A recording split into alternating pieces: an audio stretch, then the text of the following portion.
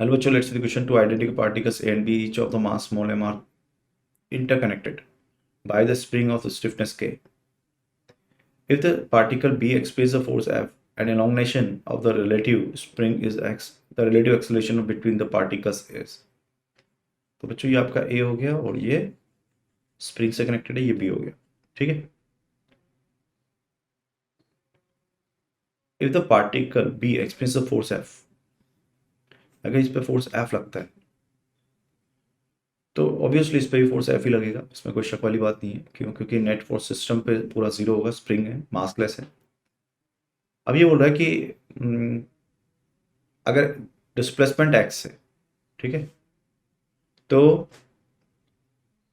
Relative acceleration between the particles, तो इस पर जो डिस्प्लेसमेंट एक्स है तो इस पर भी. अच्छा, ये एफ जो है ना एक्सटर्नल फोर्स है ये. बच्चों ये एक्स को एक्सटर्नल फोर्स लिया गया है यहाँ पर. ठीक है.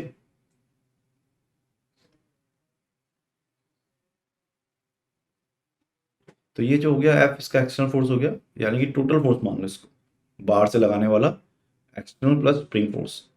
तो ये बी पे नेट फोर्स हो गया कितना, तो इसका एक्सेलरेशन कितना हो गया बाय एम. इसका ये तो एक्सेलरेशन हो गया बी का. और इसका अगर एक्स ये है तो इसका एक्सेलरेशन जाएगा के एक्स वाई ऑफ एम. ये एक्सेलरेशन ए का हो जाएगा. सो रिलेटिव एक्सेलरेशन को दोनों को माइनस कर लेते हैं. सो हो गया एफ माइनस के X Y, that is acceleration of A with respect to B. So right answer जो हो जाएगा वो बी हो जाएगा. All the best.